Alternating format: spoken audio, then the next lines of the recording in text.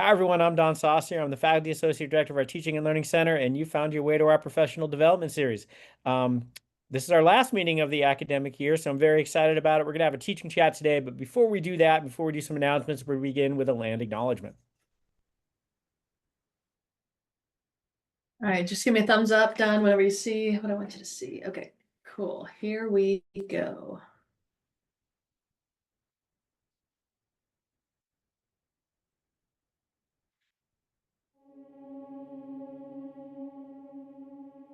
As the first land grant institution established under the 1862 Morrill Act, we acknowledge that the state of Kansas is, historically, home to many native nations, including the Kaw, Osage, and Pawnee, among others. Furthermore, Kansas is the current home to 4 federally recognized native nations: the Prairie Band Potawatomi, the Kickapoo Tribe of Kansas, the Iowa Tribe of Kansas and Nebraska, and the Sac and Fox Nation Missouri in Kansas and Nebraska. Many native nations utilize the western plains of Kansas as their hunting grounds, and others, such as the Delaware, were moved through this region during Indian removal efforts to make way for white settlers. It's important to acknowledge this, since the land that serves as the foundation of this institution was, and still is, stolen land. We remember these truths because K-State's status as a land-grant institution is a story that exists within ongoing settler colonialism and rests on the dispossession of indigenous peoples and nations from their lands. These truths are often invisible to many. The recognition that K-State's history begins and continues in indigenous context is essential. Please remember These truths, because we still remember.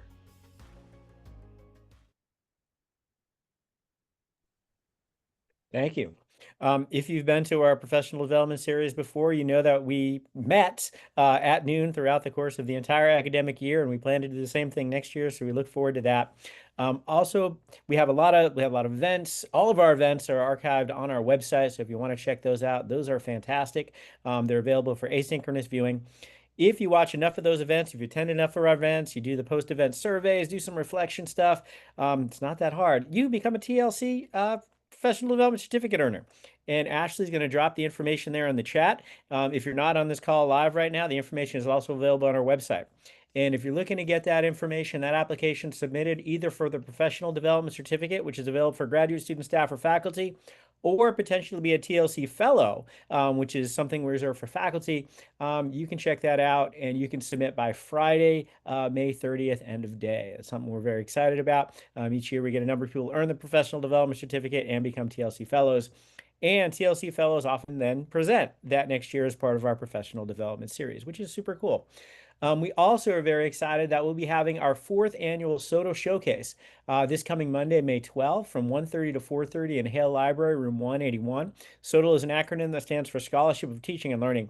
So what we do is we have a wonderful slate of events. We have about 9 oral presentations about people talking about wonderful teaching practices and research they've done related to teaching and those kind of things. We also have, I believe, 7 posters on that same kind of content. So we're very excited about that. Please be there. This is an in-person event. It's our only in-person event, but we are going to live stream out over Zoom the oral presentations.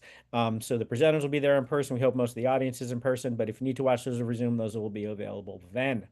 And I think those are my announcements. So am I missing any announcements?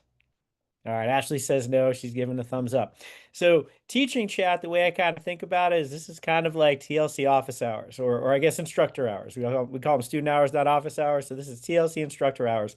So it's time we can kind of process a lot of the things that you might be kind of dealing with, questions you might have. And I always bring a bunch of things myself too. So if people are like, well, I'm not going to ask any questions and we're going to get out at 12:06, that's not going to happen. I have a lot of things that I would want to pick your brains about if you don't have things that you want to kind of share with the group. I do want to begin. I would love to have the opportunity to share some wins. This is something I do in a lot of my meetings, a lot of my research group meetings and those kind of things, where we just kind of go around and we say something that's been going on that's good. It can be professional, it can be personal, it can be health related, it can be anything. But it's just kind of a nice way, I think, to kind of start meetings out on kind of a positive note and kind of celebrate some of those kinds of things. I've seen some people say, we're going to do the group high fives now or whatever. I call them wins, so that's what I'll call them in this meeting. I'll start out. I was just before this semester, before this meeting, and I was telling you I'm kind of creating my last to-do list for the semester if you were on here before. And I have a lot of stuff to process, a lot of assignments coming in, a lot of grading and those kind of things. And in one of my classes, I have something called Homework for Life PSAs. So Homework for Life public service announcements, because it kind of it makes me feel sad that some people are going to take a class and then they're going to do the last project and do the final exam, and then they're going to purge everything about that class from their minds and not going to remember anything moving forward. So in a lot of my classes, I have this Homework for Life PSA. What's the thing you want to take forward with you? So it's your homework for life based on this class. And I do it as a PSA because it's not just for them, it's what they think other people should do. And I just watched one that was amazing. You can do a paper or a video. I just watched a video that was absolutely amazing. I've since emailed the students saying, can I show this to people? This is fantastic. And just to kind of see what sense my students can make of some of the things that we talk about. It's, on those days where teaching is hard, to have like a moment like that to remind us why we do this is really kind of, I think, important for us. So I'm gonna put that as my win, because sometimes our students surprise us in the most amazing ways, and that was awesome. And it's a student who participates a little bit in class, but maybe, not that much. So it was really kind of super cool, especially to see that student do that. So that's my win. So who would like to share a win? And yours can be, again, about anything.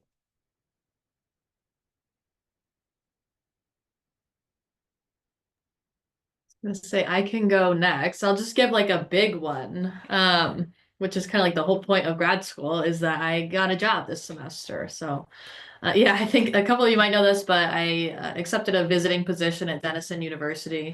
So I'll be there for 2 years, and I'm really excited about it. Excellent. Dr. Ashley Shipley. Yeah, that's right. Yeah. Oh, graduating. Yeah, next week too. That's part of Congratulations. it. That's awesome. Thank you. I'm excited. All right. Who else would like to share a win? I will And I won't make share. you. So like, if you don't want to share, I won't make you. I don't like that. But if you want to share one, I want you to have that opportunity. I'll share a silly personal one and then I'll share a real work one. My silly personal one is that due to a miscommunication with my daughter, we accidentally broiled some cookies last night, which meant Oh. they caught on fire. But Oh, I knew what to do and I left the door shut, and a friend of mine's husband is a firefighter, so I texted her. So all is well. The oven is fine. The house is fine. So that's my win, that did not lead to a fire. Professionally, I don't teach in the spring, but I'm looking forward to teach in the fall, and I get to teach a new class, so I'm excited about that. That feels like a win. And then also, I supervise students in my position right now, and 6 of 7 are returning in the fall. So it will be nice not to, it's been a year of training new people, and it's been really intense with a lot of people. So it'll be nice to have kind of a slight break from that in the fall and just build the team instead of focusing on starting from scratch. So that feels like a win. excellent. What's the class you're going to be teaching? So I'll continue to teach my CAT community. That's also an arts and sciences orientation. And then I'll add a second arts and sciences orientation called Humanities, the Secret Superpower. So it's for students in any of the humanities, and we'll be focusing on what we can learn critical thinking wise and other skills, and how that can lead to a bright future using arts and humanities types of things. That is fantastic. I love that. Very nice. Who else would like to share a win? I can give a quick one from grading 10 minutes ago. I have a kind of wrap-up quiz at the end of one of my advanced programming classes, and it has a particularly tricky question on it that very few students have gotten right. I had 2 of my 3 this semester absolutely nail that one. And so it made me Nice. feel really good that I think that I got the material set up so that they're finally getting that big picture idea. That is fantastic. I love that. Very nice. I can go Any other next. ones? Carrie, go ahead. I set a lot of really big goals for myself this semester. I didn't really mean to. I just had a lot of stuff I wanted to do. And it all went really well, and I'm really happy that I did it, even though there were parts of the semester that I wanted to cry. So I set, like, in 2 of my classes, community group projects, positive psych. We partnered with the Morrison Family Wellness Center, and we put together the activities for the Health Promoting University Week. And it was a lot, and it was a big undertaking to work with people outside of the class, but it was really awesome, and it went well. And then in my research methods class, we're doing a community survey project. And there's just so many moving pieces, but so far everything's going well. We'll see what the final stuff is there. And then I took some research to a conference for the first time in a long time with some students, and that was fun. And then finally, I've been dreaming about going to Wakunzi since you told me about it, Dawn. And I'm gonna get to do that this time with Natalie and Jennifer. So lots of That is fantastic. exciting things. You're killing it and everything. That's awesome. I'm really Yeah. excited to hear that. And I'll be super excited to hear all your stories from Wakunzi. So it'll be awesome. Yeah. Yeah. Very nice. Andy, did you have a win? Yeah, I appreciate you doing this, and I had to take some time to think because it's been kind of a demoralizing week, and so it's a good opportunity to like think about what is going well. And this semester I'm teaching a bilingualism and cognition course taught in Spanish, and so all of my students speak at least English and Spanish, meaning that I teach bilingualism to students who are bilingual. And in the last couple weeks, I have had a number of comments from students in their assignments that they have really shifted the way that they think about language, and have started to feel like they're taking a lot more ownership over the way that they use language and recognizing that bilingual speakers are not two monolingual speakers in one. And so feeling really validated about like, oh, my language practices don't look like others' language practices. And that's okay. And so that's been really exciting to feel like what we're doing in class is having an impact on them in their identity and how they feel about the way that they use language. So that's been really exciting. That is fantastic, Andy. I'm very, very happy for you doing that. One of the things, and I know several of you know to do this already, but if you can have those final assignments and those final projects and things like that be things that you would love to see your students do, that's awesome. So I love to kind of have these kind of capstone-esque kind of things that you can kind of see the impacts of your class showing up on your students. That's so much more validating for me as an instructor to see what resonated with my students than a multiple choice exam. And I'm not saying, I mean, some of my classes I have to do that, right? But I think just kind of being cognizant about what we want our students to do, understanding everything we assign comes back. Assign things you want to see come back, and that'll give you these moments. Yeah, I have my students do a end of semester final evaluation of themselves where they look at like the K-State grade descriptions, they look at the work that they've done. I have them like go through very systematically, like looking at what they've done, how they've progressed, things that have changed, like looking back at assignments from the beginning of the semester, and comparing to what it is now. And then like, basically I have them give themselves a grade and justify why they think that that's the grade that they should get. And so I'm excited to see what I get with that. And because I have a lot of questions on that include like, what is something that you're going to take into the future for this course? And nice, very nice. Any other wins anyone would like to share? I thought I would just drop in today and hang out just in case there were like end of the semester things going on that were instructional design related, but our team has just been amazing. I'm just really excited about our team's growth and all the strengths that we've brought. And we've had several meetings with faculty groups lately, and just it's been very well received. People are getting excited about some new things going on. So that's kind of the win. Just this, that we've had a lot of faculty get really excited about, oh, you can do this or you can do that. I'm really excited about that. So and I wanted to plug, and I'll put it in the chat, I wanted to plug that there's going to be a digital accessibility workshop on May 22nd. So I'll throw that in the chat if you don't mind. Oh, that's and that will fantastic. Yeah, Christina Van Ittersum, she's our accessibility focused instructional designer. And our unit has a retreat coming up on that Wednesday, and so she'll be in town. So this will be an in-person thing at the library. So I'll throw that in there. That is awesome. Yeah. And one of the things, if you have been kind of paying attention at the university, and hopefully you have, the Academic Affairs and Innovation Office is kind of exploding. And what's happening is that team that Trina's talking about are doing a lot more kind of bigger things that affect all of us. So there's a lot of organization, a lot of energy around that group, and Trin is an awesome part of that group. So thank you for being here today and for all the things that you and your team are doing. Thanks for doing this. So if you're going to do wins in a class or a research group, something like this, one of the things, it can be a little bit intimidating because all y'all are doing amazing things. Sometimes we go around the room. I know Ashley has seen this, and sometimes the students' win is, "Hey, I made it today," and that's enough. We've had people say like their win is their friend had a birthday, So it's things like, if you're gonna do this, kind of setting the norm that anything you offer is awesome. It doesn't always have to be you got a job or your team is doing amazing things or any of that kind of stuff. But I think it's a great way to kind of get the energy going in the right way to start out a meeting.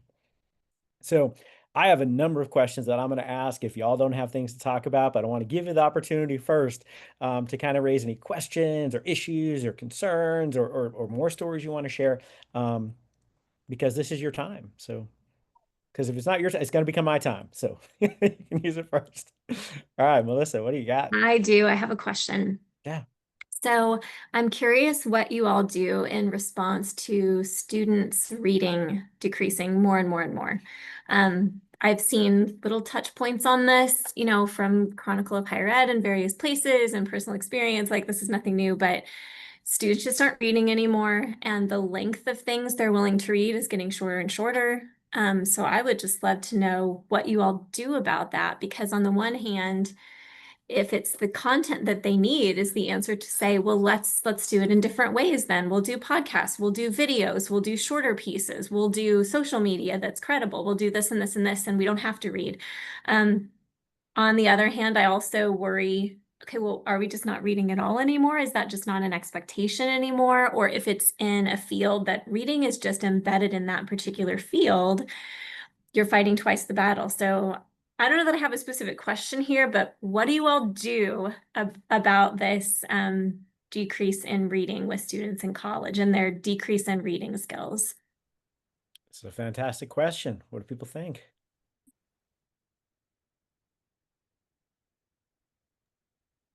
I of course have thoughts.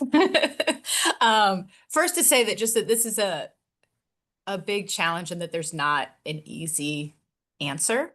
And that I do have big concerns about continually lowering the bar. I also am a firm believer in meeting students where they're at. So these two things are a little at odds, you have to teach the students who are in front of you, not the students you wish you had or what you think that they should be. And so saying that, one of the things that I like doing is offering my students different ways to read.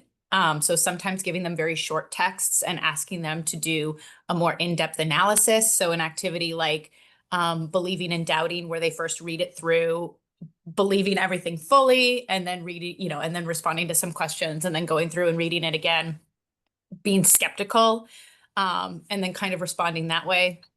I'll sometimes tell students, this article, it's a little bit longer. I want you to skim this part and identify some main ideas, and I want you to read this section in depth.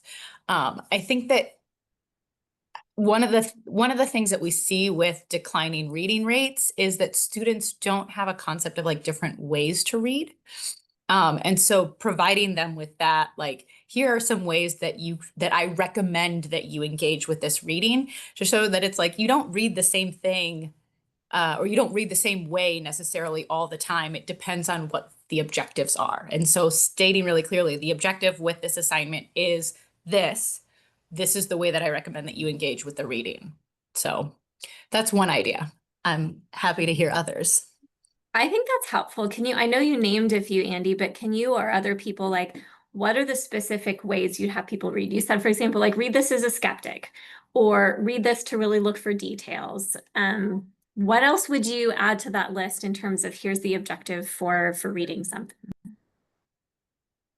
I would add, read this to come up with questions for discussion. That's something I often do in a lot of my classes, is this is going to provide the foundation, but we're going to go beyond it. So where are the jumping off points? And it might be partly critical, like, why did they do this? Why didn't they do that? But it also might be, what does this inspire? What's the next research study you would do? What's the practical application or the theoretical question that this would inspire? So that's something that I'll often kind of cue my students toward. Nonlinear scanning is another one that you can do. where it's just like, I want you to find information on these 5 concepts in the text. And then the job of the student is just to bounce through the text and see where can I find these and not read the whole thing, but find information on those things. I do something similar to Dawn. I have questions that are directly like discussion questions or reflection questions. And there's always like a personal component or an example that I want them to come up with. But then also I want to see that they have stuff from the text they use to support those ideas. I also do something called contemplative practices sometimes, where it always feels a little weird, and I haven't done it a ton, but it is enjoyable, where I have, as a class, it depends on the reading. Like it has to be like very worthwhile, but I just want to show them, like it's kind of use it as a teaching tool at the beginning. We go paragraph by paragraph and we read them out loud. And then we talk about all the ideas that we can that come up and questions that come up as we read those pieces. So like in positive psych, we looked at this piece that Martin Seligman did when he first developed the field. And we just went paragraph by paragraph. And it's just, I hope it's kind of gives them an idea of how they could read it and what could come up for them while they're reading. I do the paragraph by paragraph, sometimes, especially with a little bit longer or more complex texts. I'll have students read a paragraph and then have them write like, okay, in one sentence, like, what is this paragraph about? And then do it for the next paragraph and the next paragraph, and then go back through, read their summary sentences, and then write a summary of the whole text based on that. So I think that breaking it into manageable chunks can be, especially in my context with them often reading in a language that's not their native or dominant language. A lot of times they get overwhelmed seeing a text. And so breaking it down and be like, just read one paragraph. What is it about? So that can be useful. Thank you, Carrie and Andy. Those I'm just like writing furiously to the side. These are all really good ideas. So I know in an in-person, sorry, Don. Please, Jenna, go. I know in an in-person setting, I've seen where if there's a lot of reading material in a particular week or something, then it's assigned to a couple of people. Like I'll take this reading, you take this reading, and then each person will kind of take notes and give a quick overview, like put a timer on, give a quick overview. And having like at least a couple people kind of gives a little bit of not competition, but you feel like you need to be prepared for class because somebody else is going to be there reading that same article. And then I was just going to add from a design perspective, if you're not in person and you're online, then I love what Andy and others were saying about putting the focus on there, putting what you're looking for, maybe some focus questions, give an overview of why they're reading it, how it connects to the learning objective, whatever you're getting to. And then also sometimes it's really good to just really specify, like, I just want you to skim this one. Like, this is really long. I want you to skim this, because sometimes you're giving them really long readings and maybe you just kind of want them to look at through the headers and kind of get an idea versus like a really in-depth. So just give them that up front, what the expectations are. So sometimes I see in online courses that readings and other content are only linked, but from a design perspective, putting those links on a page and putting a lot of context around the whys is a good idea. Yeah, and pre-reading strategies are also really helpful. So like read the title, read the subheadings, if there's images involved, like look at the images, like, or read like the opening lines, like what do you think this is about? So getting them to kind of prepare that way can be useful, or having strategies that don't involve the text at all, but just activate their prior knowledge about a topic can help them to read more successfully. So Trina mentioned making them know why they're reading, and I think that's really important. I think a lot of times our students don't understand why we're asking them to do the things we're asking them to do. So the why is important. I think the when is also important, because sometimes students will say, oh, I thought I just needed to read that before the exam or before the paper I needed to write. So if your expectation is that they should read it before class, then that expectation should be pretty clear to them. some of the strategies that I've used to kind of reduce the reading load on my students, I've tried to pick better articles. I think earlier in my career, like the way that I taught, or the way that I was taught in graduate school, is we're going to have a once a week 3 hour graduate seminar. You're going to read these 15 to 18 articles, and you come in ready to discuss them all. And you're just rolling the dice. Like, I'm going to read 3 of them and make my comments about those 3 and hope we don't get to the others. And actually, I'm lying. I read them all because I'm a rule follower. But I kind of do those things. And what I'll do is I'll pick a few, maybe if even a graduate seminar might be 2 or 3, but I want you to know those 2 or 3. So I'm going to reduce the content so you actually have more time to spend on that content, and I'll expect you to have that content ready. In my undergraduate classes, I'll make sure I'm picking really relevant work. I'll try to pick the shortest, best thing I can do. I'm kind of looking for the minimum effective dose of reading. I'm always looking for the minimum effective dose in whatever, but the minimum effective dose of reading. So what can I have them exposed to? In my CAT community, the Psychology of Prejudice, which we no longer teach anymore, and you can read into that whatever you want. I actually boiled that down to 1 page of reading a week. So what I would do is I would write the 1 page. So I would kind of think about, the theories, the examples, those kind of things. So I'd have a 1 single space page every week. And it's like, I wrote the page. I really like the page, and I'm going to quiz you on the page. So read that page. And what I found is they read that page, right? So the expectations were really clear. It was really reasonable. The connection to their points in their grade was there. So that's something I did. I will tell you, if you do something like that, this is going to take some time. Because 3 days before I needed to have that reading done, I'd be like, oh my goodness, I haven't even thought about what that reading is going to be.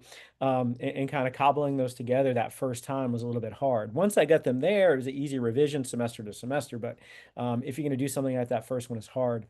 Another thing that I've done this semester that I'd never done before because I wasn't aware of this is I actually, in the first week of my class, my undergraduate courses, I told them about Notebook LM.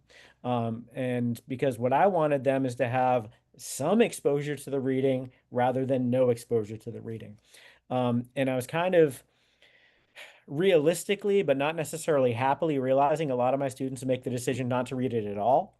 So listening to the AI produced, 15-minute podcast on the reading is better than nothing. And I introduced all the caveats. If you're preparing a master's thesis or something, this is not how you're going to learn the literature, right? This is because this is a 200 level undergraduate course that I'm allowing you to do this. And before you do this in your other classes, you should talk to those professors. But that's some things that I've done this semester. But I've also seen, like Melissa noted to start this conversation, a lot of my students, like for instance, I didn't publish the readings 1 week because I forgot to click the button in Canvas and nobody told me. So it's like, how did no one know those readings were not accessible? So it's I've also been a little bit dismayed sometimes by this. I think to add to this conversation as well, it's important to think not only about what we're asking them to read outside of class, but then what we're doing in class. And I find that when the expectation is that you have read the work before and that in class we're taking it and we're going further with it and we're applying it and we're dissecting it, that students are way more likely to come to class at least semi-prepared. And I also give them guides so that they can like half-ass prepare. Because I'm with Dawn, that it's like something's better than nothing. So like if you can answer like these 3 questions from the reading, like you'll be in a space that you can at least participate to a certain extent in class. But I feel like that's one thing. I had a number of professors in college that would ask us to do the reading, and then in class they would just summarize the reading in their PowerPoints. And that then really dissuades students from doing the reading, because it's like, okay, so I do the reading and then you're just gonna summarize what we did, or there's just no obvious connection in the class to the reading that was assigned. And so you feel like, oh, I don't need to do the reading because I can get through class without having done it. Whereas if you come to class and it's like, okay, now what is your summary, or what is the, I asked you to pull 3 interesting quotes from the text that you thought were confusing or surprising, like get in groups and talk about what those quotes were. The students that didn't do it are like, oh gosh, okay, I'm kind of on the spot here. So it's kind of some positive peer pressure. Awesome. I love all of this. This is so super helpful. Thank you all so much. Because in the back of my mind, you hear this voice that's like, but they have to learn how to read better, and it's like, it's 1 class. it's one semester. It all adds up. Like one person can't do all the things you try to move the needle, and that's a good thing.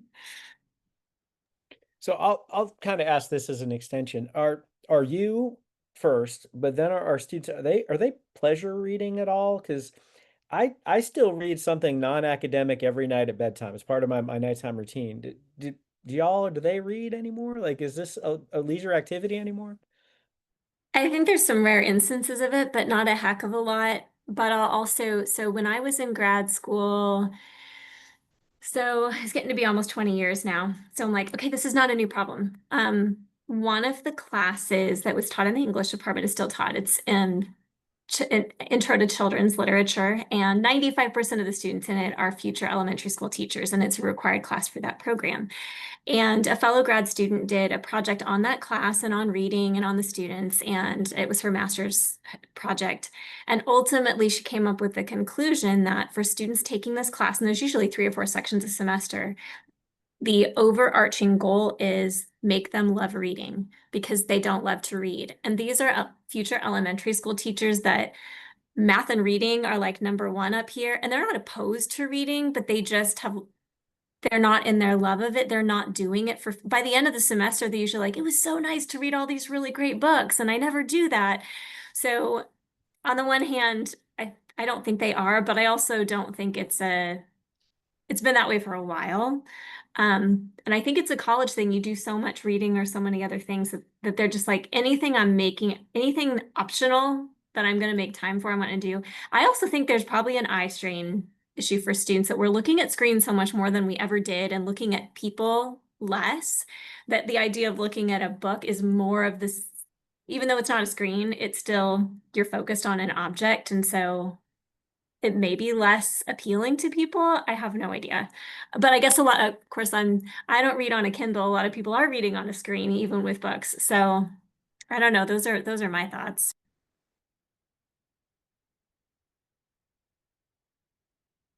Any other thoughts on reading in general? I get a smattering of students every year who are really avid readers. And so I think that it kind of depends on the student. And also, I mean, I feel like students in the humanities tend to be a little bit more drawn to reading. And I also do a lot to prompt reading. Like I'm like very excited about books and authors. And so like I'm constantly probing my students as to like what types of books they like.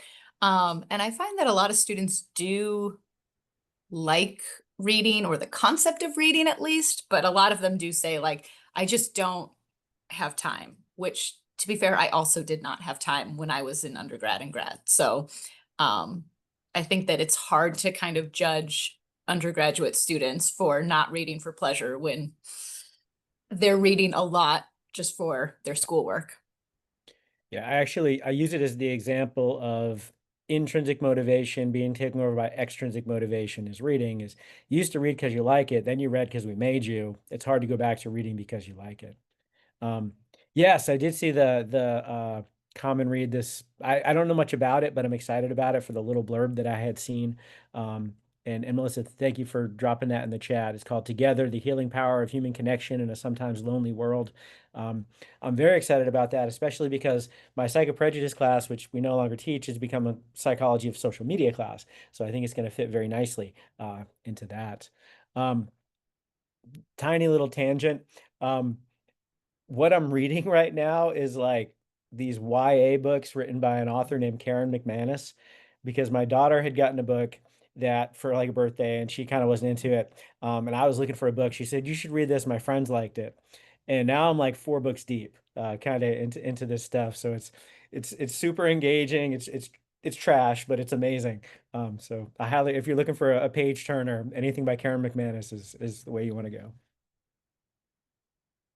All right. So other questions or issues before I get to maybe some of mine? And if I don't get to mine, that's fine. But any other questions and issues that we'd like to kind of bounce off from the group in our last meeting of the PD series this academic year?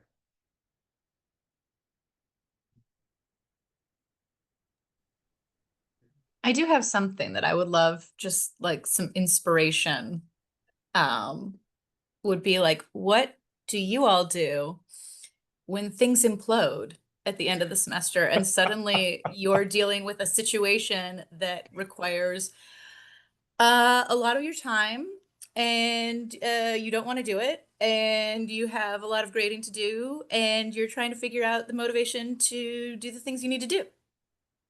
Hypothetically. Of course, hypothetically. So yeah, I feel like I deal with that situation often, not just at the end of the semester, but what do y'all do? Because I'm listening too. I'm looking for advice here too. I can share my thoughts here in a second, but what do we do when the things implode and we still got to get the job done? I have 3 ideas. 2 are Ooh. fake. They're not fake. They're silly and unhelpful, or maybe a little bit helpful. One of them, and I've forgotten one of them, but one of them is my grandfather's advice was, who's going to know in 100 years? So if you can categorize it into that, just to get perspective, it's not to diminish whatever is happening now, because like you're not going to use the word imploding if it's not a big deal. So not trying to diminish, but like, is anyone going to care in 100 years? Then it's okay. I've forgotten the other 2. So Melissa, I'm I'm just gonna mute. jump I'll in think of super it later. fast Pick just someone to else follow has that an up, and I'll idea. buy you time to talk. That's actually a metacognitive principle that the self-help literature has kind of picked up. And I'm sure you know this already, but there's a book called Don't Sweat the Small Stuff, and it's all small stuff. We actually read this in graduate school because of the self-help literature, at least at the time. They were like, this is actually good. Some of the others trash, but like this was actually good. And it's got 100 ways to not sweat the small stuff. And one of them is 100 years from now, all new people. And it's just kind of like none of this will matter in a little bit unless you do something like history making. It's not going to matter at all. So I just had a grad school flashback when you said that. I thought of 2 other little ones. One, like vent to a friend. So you know how to get a hold of me, Andy. And commiserate, because you're not alone. And then another one is, my brain today is insane. I've already forgotten it.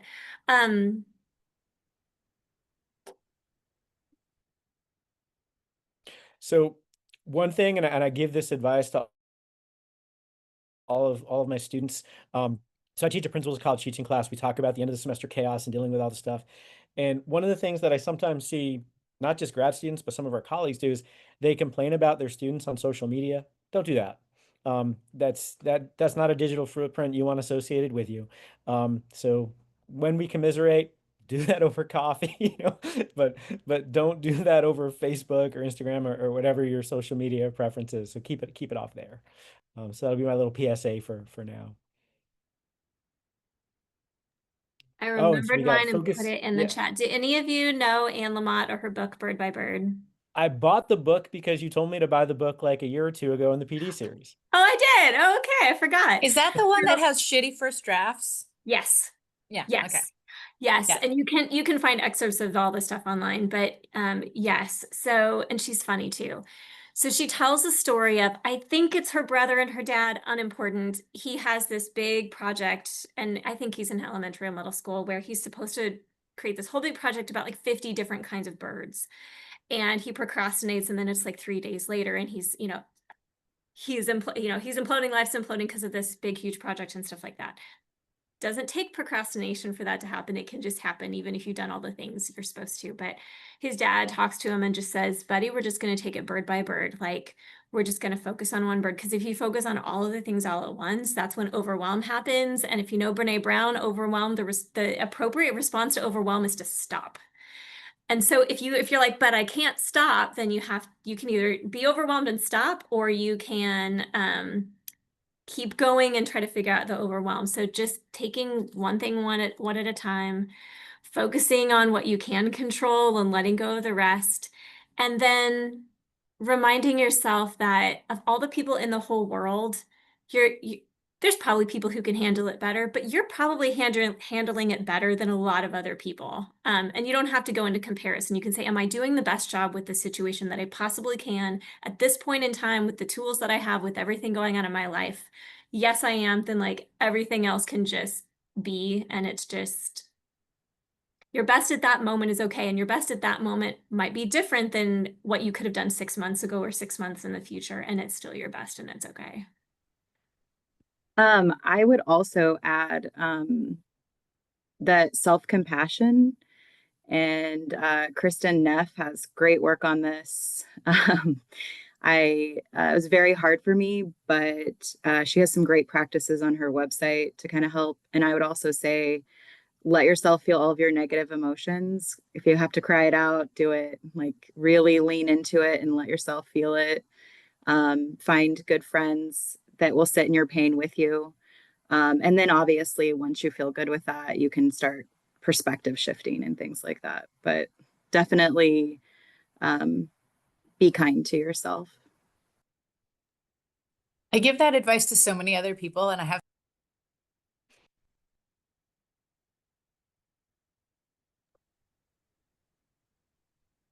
I'll add sweat it out. I find sometimes a good workout just clears my head and gets me ready to do those other kind of things. It's right. We call that emotion focused coping, right? To have that kind of distraction and work on the physiological.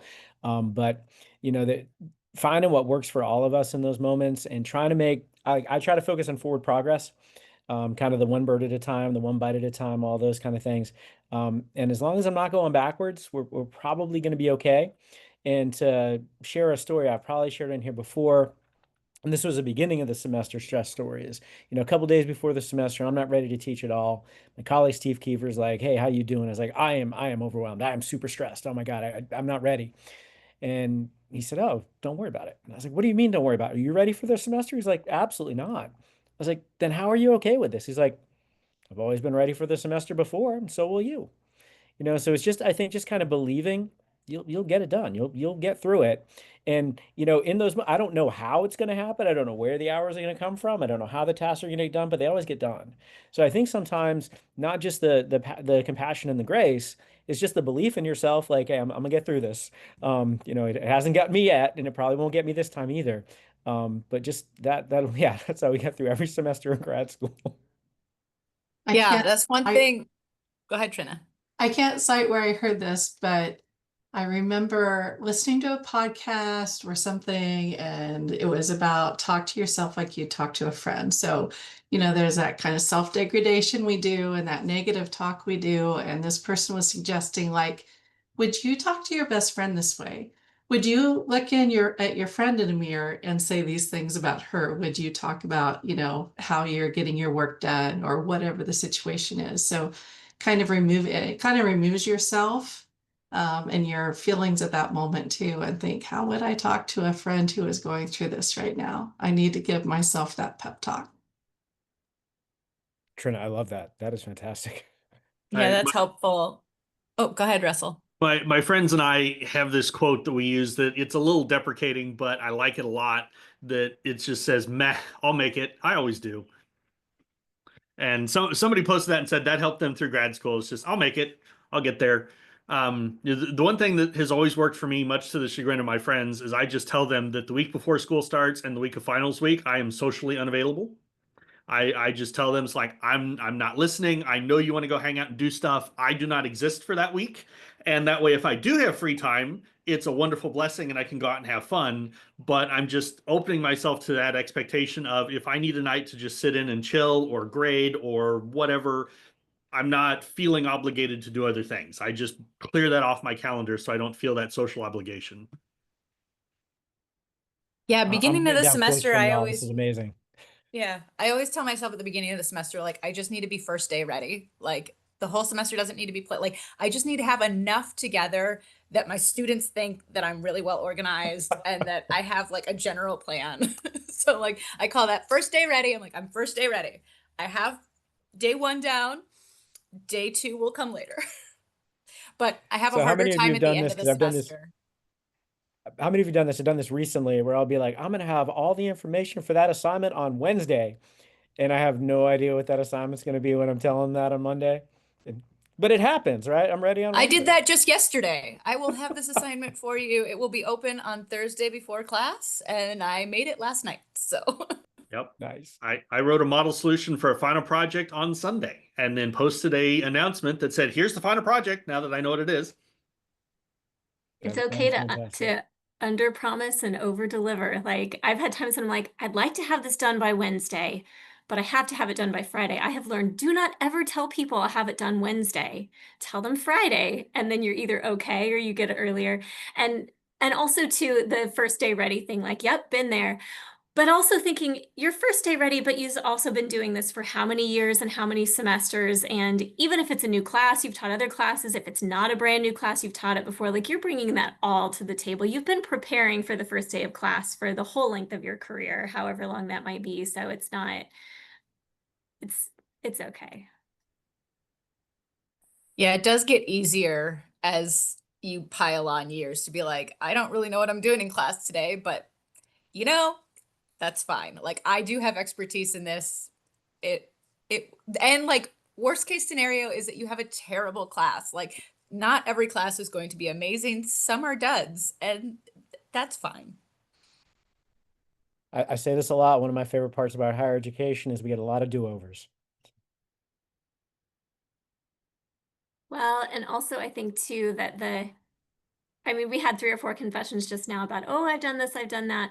It just helps us empathize with our students that much more when they do the same thing. Because if we never did that stuff and we were always a month ahead, we'd honestly be really terrible teachers unless we just had amazing powers of empathy with people who operated so differently than us, which is not most humans. So we're like, I know what it's like to wait till the last minute. It is okay. So really, we just should keep doing this because it makes us better teachers, right? Is that the justification there? I had a conversation recently with some people about this because they were talking about how students always wait until the last minute and they always procrastinate. And I was like, can we reframe that? Because actually, that's prioritization. Like, if you don't have to have something done until Friday and you have other things to do, well, then I'm going to put this off until Friday because I have something that's due on Wednesday. Right? Like, so I'm like, it's not. And also, I'm like, professors are as bad, maybe worse than students when it comes to procrastination. So let's have a little more grace than that. We don't need to put any judgment on it. Yeah, you've heard me say this before too, is I didn't read the syllabus either, kind of thing. I think sometimes we think we always were thinking like professors. We were not. I describe myself often as a highly intelligent slacker in college, and I figured out what I needed to do and when I needed to do it to get by with the grades I wanted to get, and that was mostly successful. So I understand that deadlines make things happen. It's not that people do them ahead of time, and academics do it too, right? So I don't know how many times we've had faculty members ask for extensions on lots and lots and lots of things. I teach graduate courses. My grad students ask for more extensions than my undergrads do, right? So it's something that this is part of human nature. It's not just something that is, a new thing that undergraduates suck at. That's not what this is. And before we lose track of it, Andy, I hope whatever you're dealing with goes well. And if there's anything we can do to help, please do reach out. Because every semester kind of brings new challenges and you'll be stronger for it, whatever it is. But it will be fine. excellent. I really appreciate. I was like, this is something that I think I just need. Like, I know it'll be fine, but I just need to hear some positive strategies. I knew this group would be good for it, so I appreciate all of you. So for those of you watching asynchronously, I'm just going to put a couple things from the chat. Trina said she always tells her kids, what is the worst possible thing that will happen if X? And it sometimes helps us put things back in perspective because it's not going to be as bad as we think it will. And Carrie, I laughed as I saw this. Carrie said that she writes the syllabus and doesn't remember what she put in her own syllabus. That's why we have the syllabus. The syllabus helps us and our students. It provides that plan early on. And sometimes, like Andy mentioned, being first day ready, sometimes I forgot I did that, like in that whirlwind at the beginning of the semester. And actually, in one of my classes this semester, I didn't give all the assignments I said I would give because I forgot about it. And it didn't affect anything. It's all good. I was like, all right, one less thing for them to do, one less thing for me to do. But I had good intentions and just lost track of it. So Been there. Yeah, it happens. All right, well, we are amazingly out of time. So I want to appreciate all of you for bringing the wonderful questions and topics, always sharing your insight. You're some of my favorite people on campus, every one of you. You've been at these a whole bunch before, and I appreciate that. You're going to have great ends to your semester, and your students are all lucky to be learning with you. And I'm really excited to hear about some of the stuff we're doing next semester, like Melissa's new class.